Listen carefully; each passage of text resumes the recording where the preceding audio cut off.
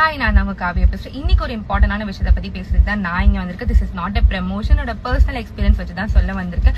So நமக்கு periods அப்படின்னாலுமே first ஞாபகத்தில் வர்றது வந்து menstrual grams, body pain, hip pain, இந்த மாதிரி நிறைய விஷயங்கள்.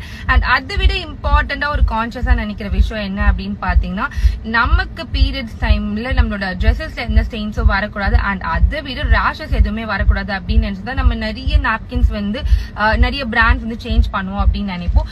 எனக்கு வந்து ரீசெண்டா வந்து ஃபீல் ஃப்ரீ சானிட்டரி பேட்ஸ் அப்படின்ற ஒரு இடத்துல இருந்து எனக்கு வந்து சானிட்டரி நாப்கின்ஸ் வந்து ஆர்கானிக் சானிட்டரி நாப்கின்ஸ் அனுப்பியிருந்தாங்க. நான் யூஸ் பண்ணிட்டு தான் ரிவ்யூ கொடுக்கணும் அப்படின்னு சொல்லிட்டு ரொம்ப ஸ்ட்ராங்கா இருந்தேன்.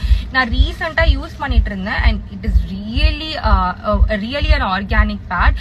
இது வந்து பாக்கிறதுக்கு ரொம்ப தின்னா இருந்தாலும் நல்லா வந்து ஸ்டெயின் அப்சர்வ் பண்ணிக்குது.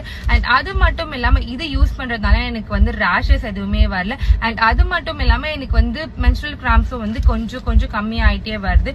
And this